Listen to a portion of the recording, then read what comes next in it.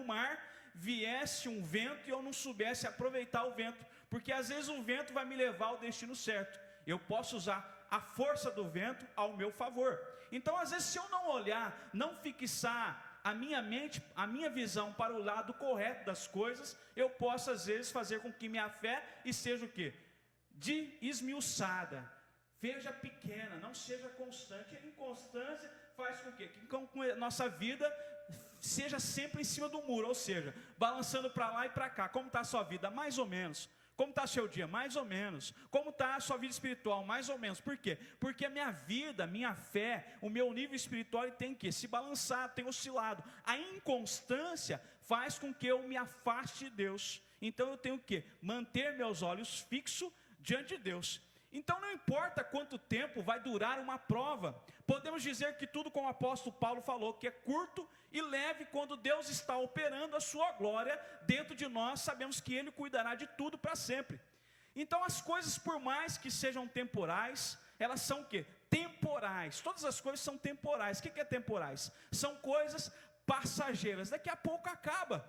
Toda luta tem um fim, tudo tem um fim. E é por essa razão que o apóstolo Paulo, segundo o contexto que nós estamos lendo, a mente dele não se ocupava nas coisas temporais. Por quê? Ele acreditava no Deus que é o quê? Que não é temporal, né?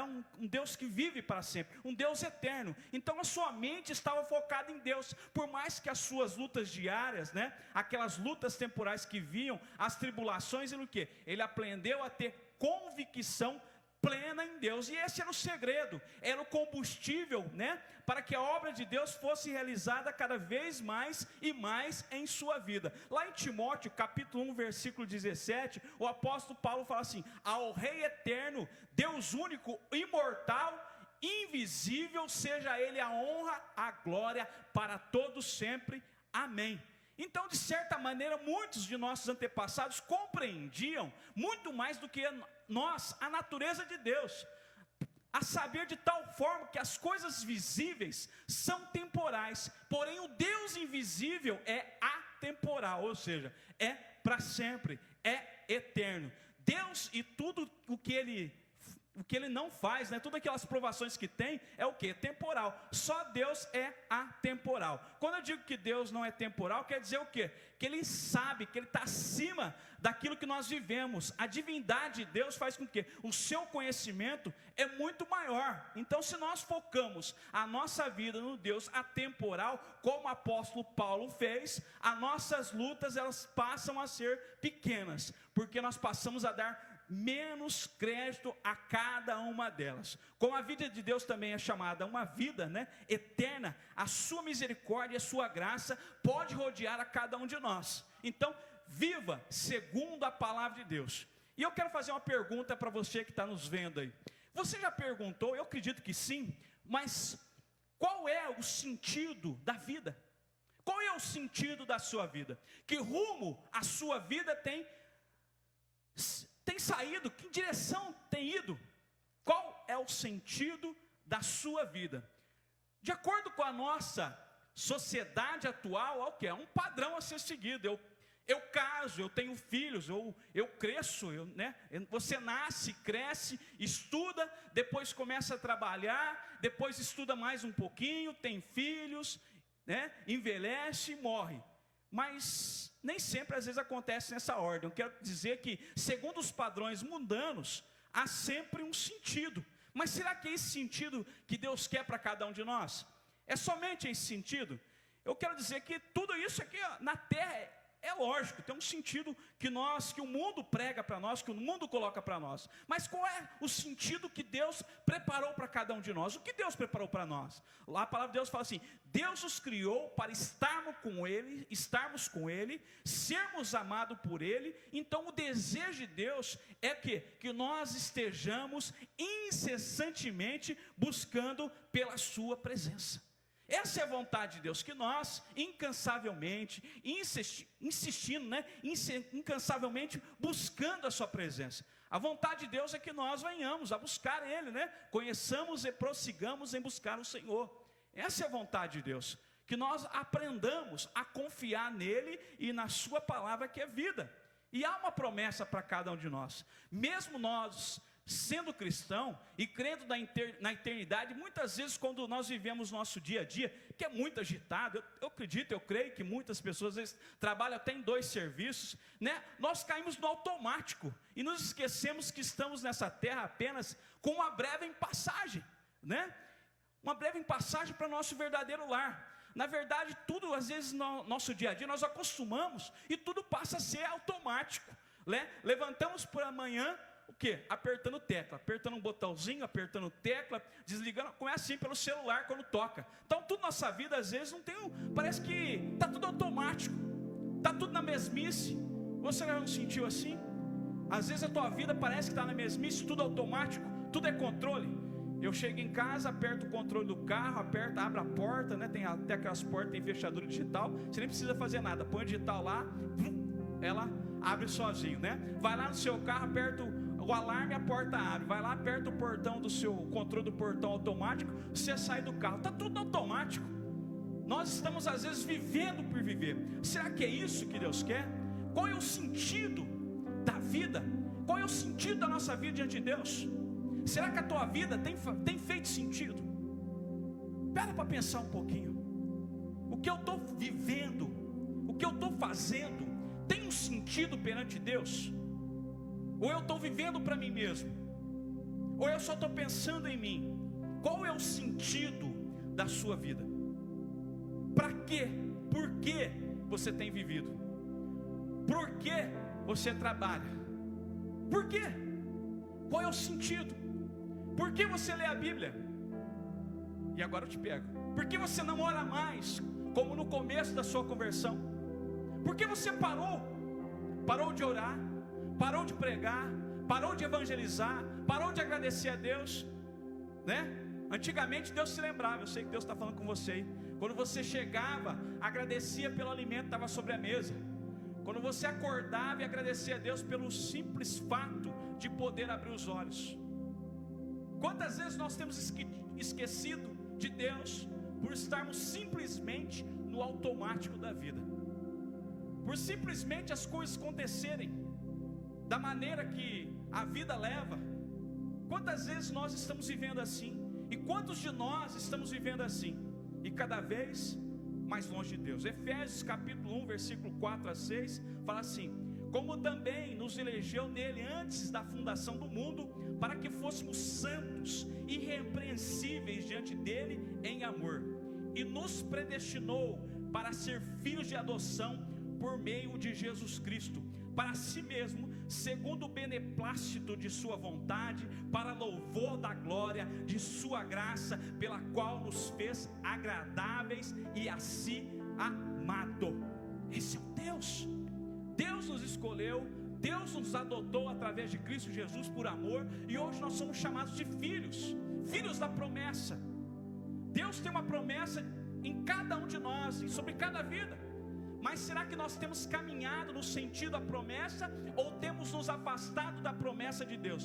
Pastor, quando eu faço isso? Quando eu passo a não ver as coisas como Deus vê, quando eu passo a julgar as pessoas pelo simples fato de eu achar, quando eu simplesmente repasso uma notícia que eu não sei a veracidade dela. Também é verdade, irmãos. Se você não sabe a veracidade da notícia, se você não sabe que é real, não repasse. Porque às vezes a mentira é pecado, porque a palavra de Deus fala que o pai da mentira é o diabo. E se eu passo uma inverdade, eu estou o quê? Contribuindo para o reino do diabo. Então, se você não sabe se uma coisa é verdadeira, se a tua fonte não é verdadeira, não propaga aquilo que pode denegrir a vida de alguém. Seja honesto, seja fiel.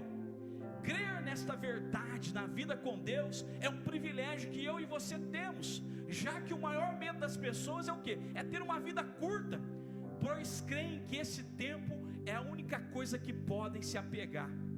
Quantas pessoas vivem pensando no futuro com Deus? Ai, doeu essa. Eu vou repetir para você. Quantas pessoas vivem pensando no futuro com Deus? Você já fez essa projeção? Seja sincero com Deus, eu sei que Deus está falando com você. Será que você, nos seus projetos, Deus tem feito parte? Se Deus não tem feito parte dos seus projetos, você é um materialista. Você não ama a Deus acima de todas as coisas. Porque quando eu amo a Deus acima de todas as coisas, meu primeiro projeto é ter minha vida com Deus. Está lá, 1 João capítulo 3, versículo 16, né? Buscai primeiro o reino de Deus. Não é o pastor que está falando, é a palavra. E as demais coisas não serão acrescentadas. Então meu primeiro projeto é ter uma vida com Deus. E eu quero dizer mais uma vez, quantas pessoas estão vivendo pensando no futuro com Deus? Quantas? Dá para se contar no dedo, né? Muitas pessoas estão presas em suas próprias fortunas, em maneiras de ganhar dinheiro, em construir, em reformar. E você tem vivido para quê e por quê? Diz o pastor César Tortal: em que sentido a vida sem sentido tem algum sentido para você? Vou repetir mais uma vez a frase do pastor César Tortal: em que sentido a vida, ou vou encaixar agora, a sua vida sem sentido tem algum sentido para você? Em que sentido? Quais são as suas preocupações? Quais são as suas prioridades? Ela te leva para perto de Deus ou para longe de Deus? Se for para longe de Deus, meu amigo, para tudo, recomeça de novo, dá um giro de 180 graus na sua vida e começa novamente em nome de Jesus. O apóstolo Paulo, em certa ocasião, lá em 1 Coríntios capítulo 15, versículo 19, lá no livro anterior, fala assim, ó: se a nossa esperança em Cristo se limita apenas a esta vida, somos os mais infelizes de todos os homens. Olha só o que o apóstolo Paulo está falando aqui, confirmando o que o pastor está falando. Se a nossa esperança em Cristo se limita apenas a esta vida, a essa vivência medíocre, somos os mais infelizes de todos os homens. 1 Coríntios capítulo 15, versículo 19. E eu faço uma pergunta para você: somos felizes ou somos infelizes? E para você, o que é felicidade? Felicidade é ter tudo aquilo que você desejou? Será que é isso? Ou felicidade é não sentirmos a falta de nada? Lembre-se que tudo que nós conseguimos nesse mundo é passageiro. E a nossa felicidade pode ser a nossa infelicidade. Quantas vezes nós pensamos que a nossa felicidade está em conquistar algo? Em conquistar algo plausível, algo que eu posso, algo mensurável, algo que eu posso pegar. Quantas vezes eu penso que a minha felicidade é isso? Ah, minha felicidade é ter meu próprio negócio. Aí você tem o seu próprio negócio, é infeliz porque você quer que ele cresça mais. Ah, minha felicidade é ter um celular, né? Quando lançou aquele tijolão lá, pesava 1,5 kg, você põe no bolso, né? E colocava para fora com a cinta assim, e todo mundo via que você vinha aquele celularzão e andava. E muitos pensavam que essa é a felicidade. E quantas pessoas hoje estão lá, como que você está? Aí eu coloco a capinha para aparecer o símbolo, a marca do meu celular, para todo mundo ver que é daquela fruta mordida, né? Então sua felicidade está na onde? Em demonstrar para as pessoas aquilo que você pode pagar, né, nos parcelamentos. E será que isso é felicidade? Você acaba de comprar e quando pagou já saiu outro. Adiantou alguma coisa? Pagou em 12 vezes, está lá, né? Modelo, vou inventar lá, modelo RX10. Aí você comprou, fez lá em 12 vezes no crediário. Chegou o final do ano, está lá, RX11. Acabou de pagar, já tem outra versão na frente. Será que a felicidade está? É essa que Deus quer? Em termos algumas coisas, em ter prazer em ter aquilo, será que isso é a felicidade na qual Deus nos fala? A felicidade de Deus é você ser feliz no muito ou no pouco que Deus te deu. A felicidade de Deus é você não sentir falta de nada. A felicidade de Deus é você olhar para a pessoa que Deus colocou ao seu lado, seu filho, a sua mãe, e falar: eu te amo, eu quero viver. Feliz eu sou por ter você como esposa, viu, minha esposa? Feliz eu sou por ter você, Bia, como filha, por ter você, David, como filho, por ter você, papai, Demir, mamãe Neuza, como pai e mãe, meu irmão, meus irmãos, né? Que Deus abençoe. Felicidade é isso, é eu poder ver as coisas com clareza, eu ser feliz de viver. Essa felicidade que Deus quer que nós tenhamos fé nesse Deus invisível, porém mensurável, né? Porém esse Deus que a gente consegue sentir essa felicidade que Paulo tinha. Por isso que Paulo falou que as tribulações eram pequenas. Olha o apóstolo Paulo, né? Perseguido, apanhou, açoitado, e ele falou que as tribulações eram pequenas. Sabe por quê? Ele olhava muito mais além do que nós. Ele estava olhando o horizonte enquanto nós estávamos olhando o oceano. Ele estava olhando o horizonte enquanto nós olhamos as tempestades. Ele estava olhando o horizonte enquanto muitos de nós passamos a olhar somente as ondas, somente os ventos. Apóstolo Paulo sabia, para aqueles que receberam Jesus como Senhor e Salvador, seriam novas criaturas e teriam direito a uma vida eterna, uma eternidade. Quando realmente nós vemos essa transformação, a vida de fato passa a ter outro sentido.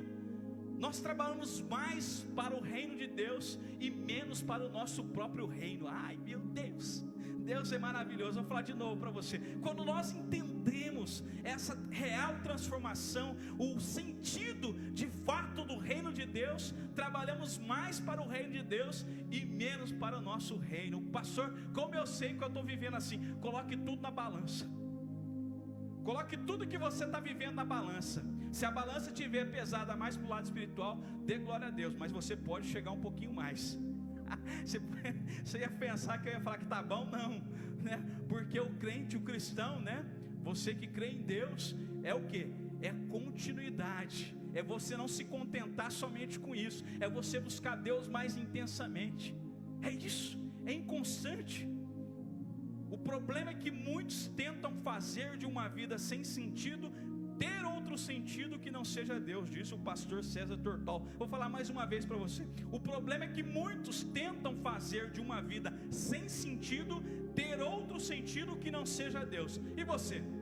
Qual é o sentido da sua vida? Por que você tem vivido? Quais são os seus sonhos? Qual é a sua esperança?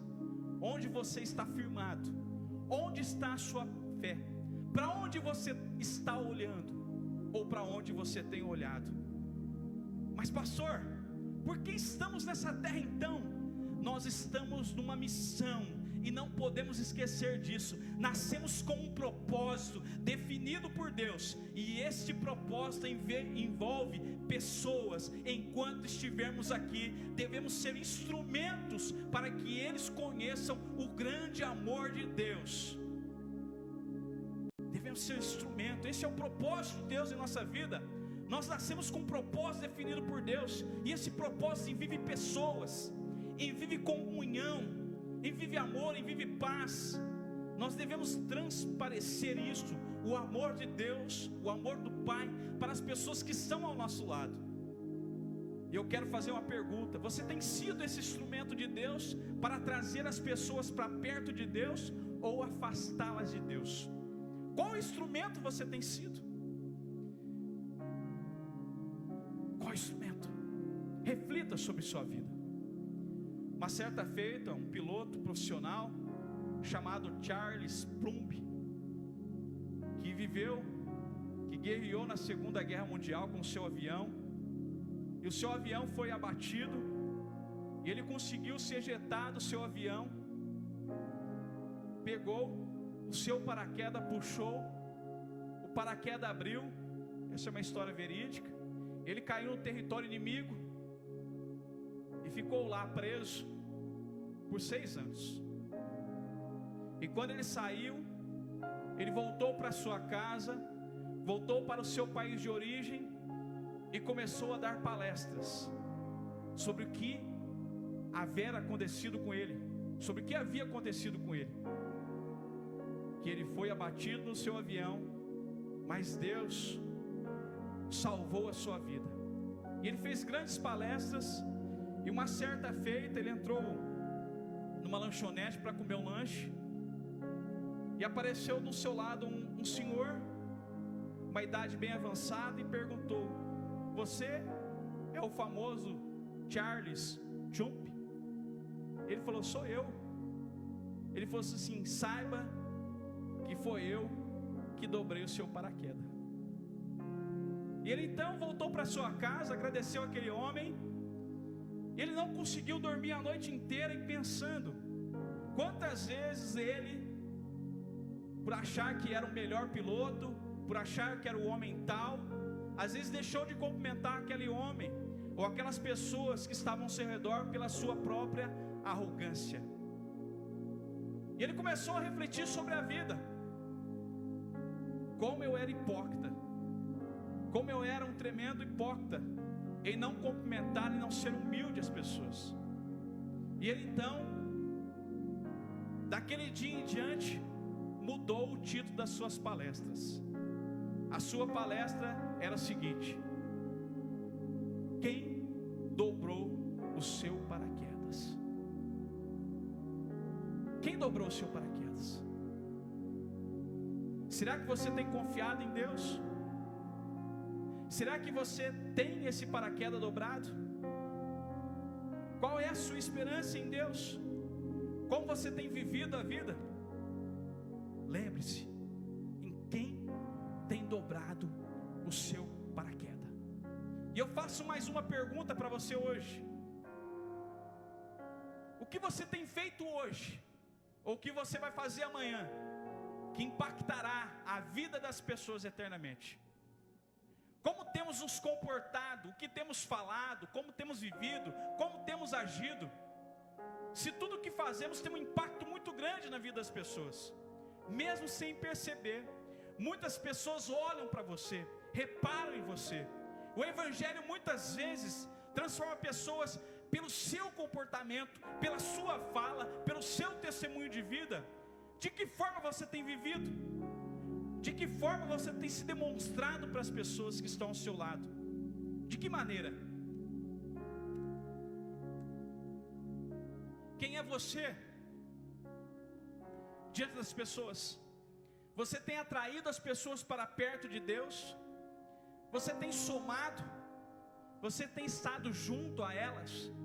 Como você tem vivido? O ser humano é mesmo um bicho estranho, né? É mesmo estranho. Como o ser humano é estranho.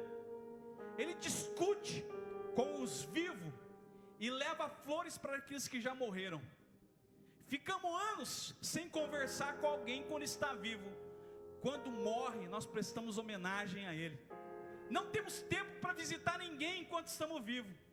No funeral permanecemos várias horas e várias horas. Não liga, não abraça, não se importa com a pessoa viva, mas se desespera com a pessoa morta. Às vezes parece que a coisa mais preciosa é a morte e não a vida. Como você tem vivido? Para onde você tem olhado?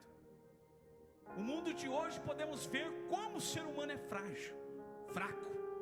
Podemos ver nos comentários, nos olhos das pessoas, delas, o medo do amanhã, a incerteza do nada. Como está o mundo atual?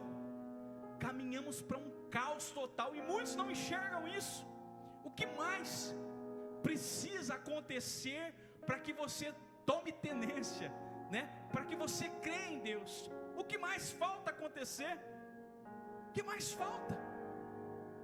A palavra de Deus fala em Apocalipse capítulo 22, versículo 12 ao 14: eis que venho sem demora, e o meu galardão está comigo para dar a cada um segundo a sua obra. Eu sou o alfa, o ômega, o princípio e o fim, o primeiro e o derradeiro. Bem-aventurado aqueles que lavam as suas vestimentas no sangue do Cordeiro, para que tenham direito à árvore da vida e possam entrar pela cidade e pelas portas. O que mais precisa acontecer para você crer em Deus? O que mais precisa acontecer para você ter um despertar em Deus? Para todo lado que nós olhamos é corrupção, droga, lentidão na justiça, impunidade, saúde, inflação, desemprego, desigualdade, imposto elevado, mudanças climáticas, desmatamentos, conflitos, guerras, discriminação, contaminação de alimentos, doenças, pobreza, insegurança, bem-estar, aumento populacional, peste, abelhas, vírus, gafanhotos, efeitos estufa, permafrost. O que mais precisa acontecer para você crer em Deus? degelo que está acontecendo. E agora, atualmente, é permafrost. Permafrost é um composto de gelo, né, que fica embaixo da terra, né, fica junto com a rochas congelada. E por causa do efeito estufa, ele está descongelando e pode liberar mais de 280 gigas de tonelada de dióxido de carbono e mais de 3 gigas de tonelada de dióxido de metano. O que mais você quer esperar para acreditar em Deus? Mas e nós? Nós temos a vida, a certeza da vida eterna com Deus. Precisamos nos acalmar e lembrar disso, não apenas por nós mesmos, mas por todas as pessoas que buscam encontrar em alguém a paz e a esperança que apenas quem tem Jesus pode oferecer. Muitas pessoas querem encontrar em você a paz, a esperança. O pânico tem tomado o coração de muitas pessoas hoje têm medo de sair de casa, perderam a fé em Deus. Quantas pessoas vão na igreja e vivem à base de remédios e calmantes?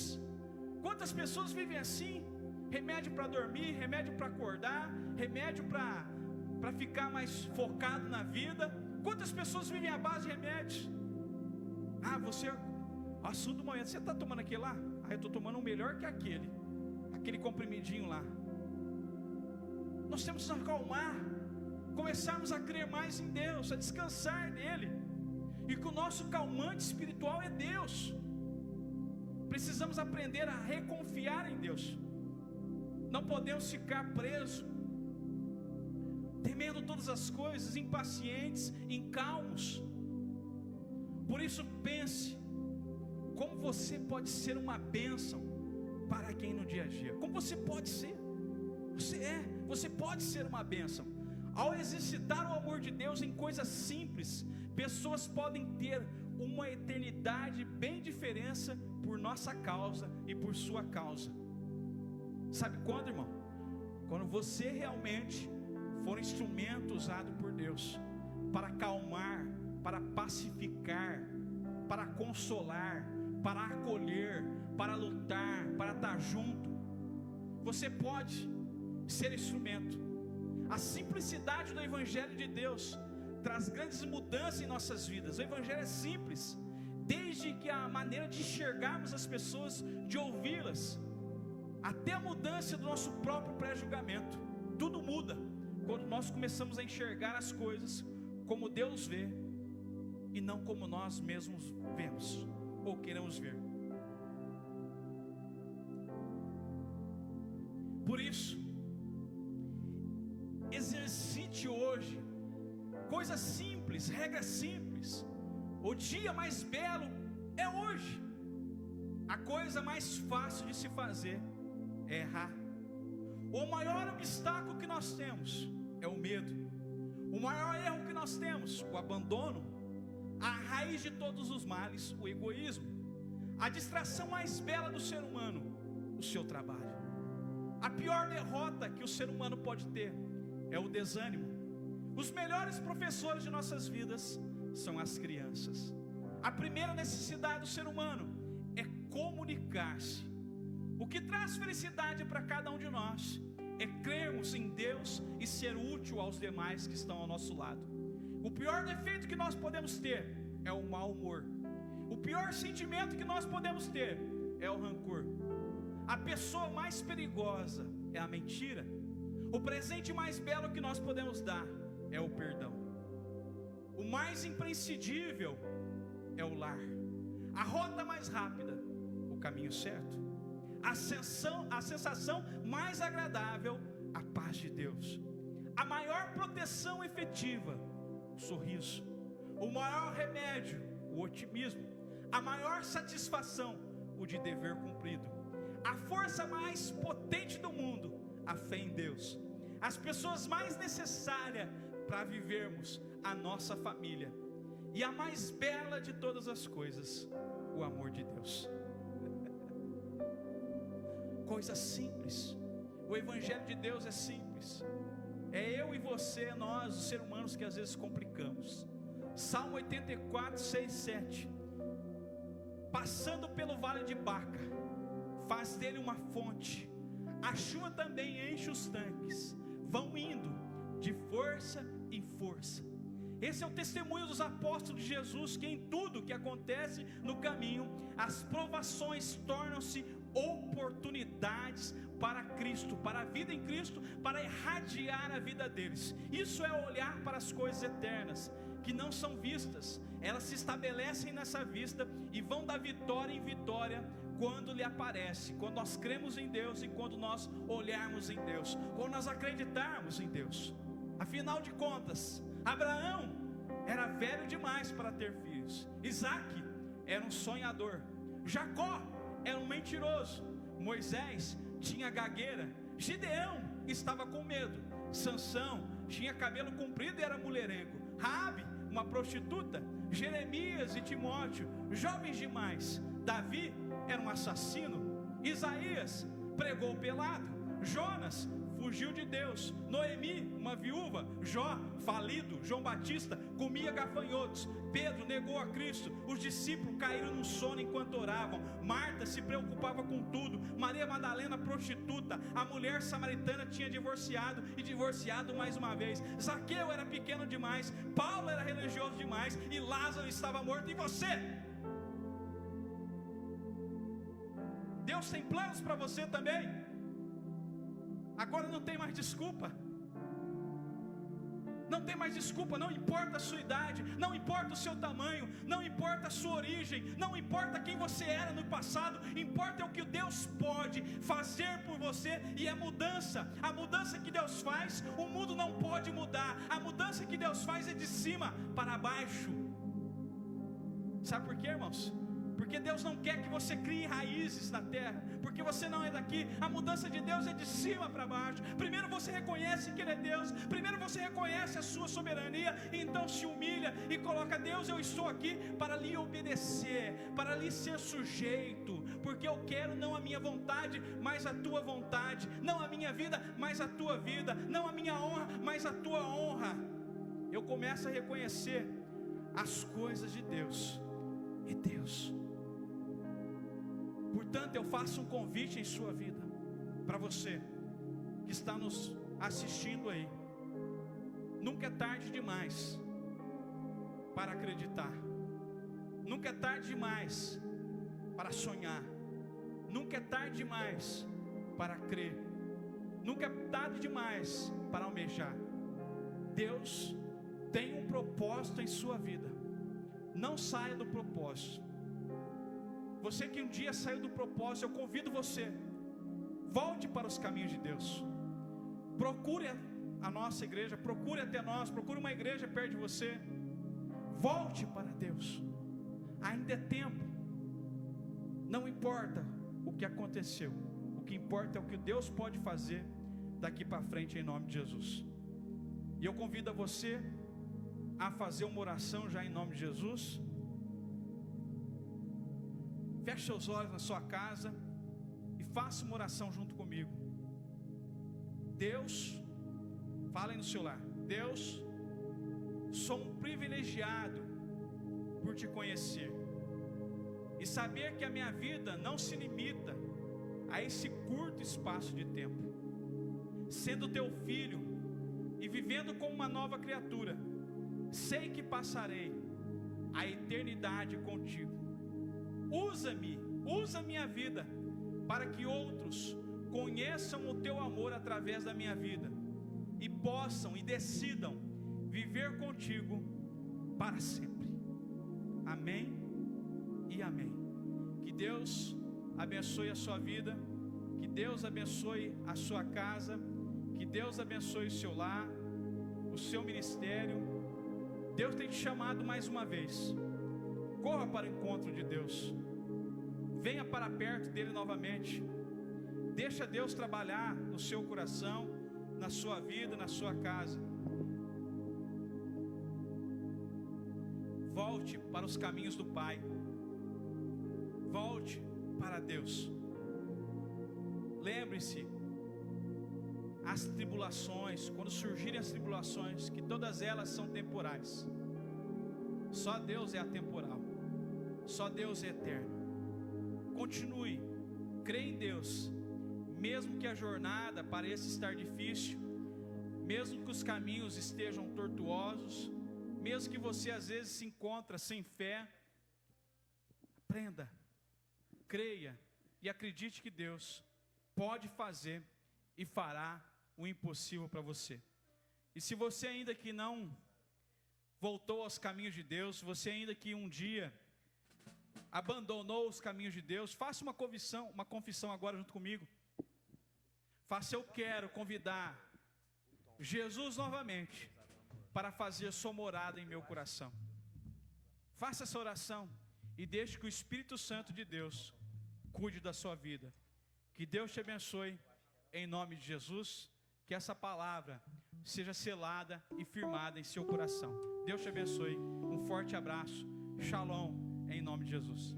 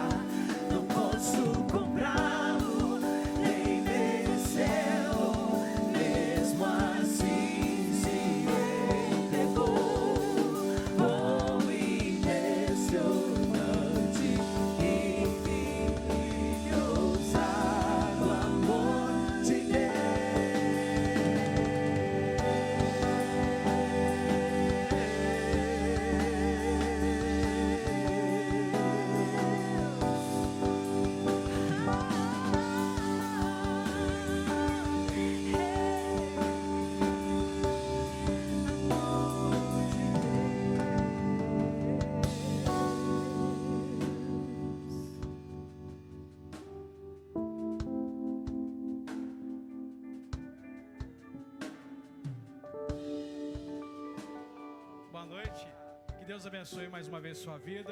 Um forte abraço, que nós todos tenhamos uma semana abençoada por Deus, que possamos aprender, como foi pregado essa noite, a acreditar e a confiar mais em Deus, no seu poder, e entender que tudo aquilo, todas as lutas, todas as tribulações são passageiras, e que nós temos que ser o quê?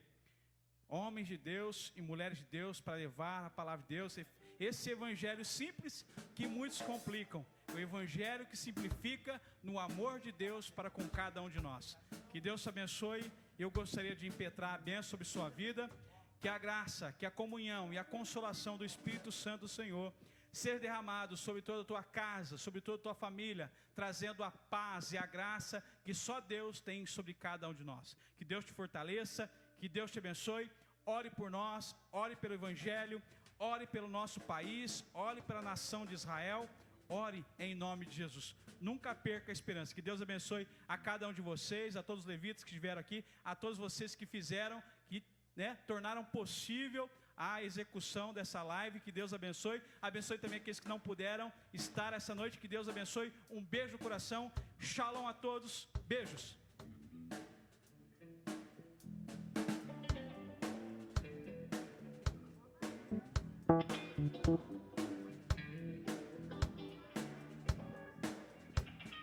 Vem com Josué lutar em Jericó, Jericó, Jericó. Vem com Josué lutar em Jericó e as muralhas ruirão. Vem, vem, vem. Vem com Josué lutar em Jericó, Jericó, Jericó.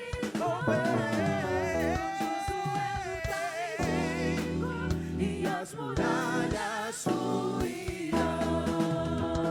Suba aos montes devagar, que o Senhor vai guerrear. Cerquem os muros para mim, pois Jericó chegou ao fim. Oh, vem. É lutar em Jericó. Vem, vem. Jericó, Jericó. E as muralhas ruirão. E as muralhas, E as muralhas ruirão. e as muralhas, E as muralhas ruirão. e as muralhas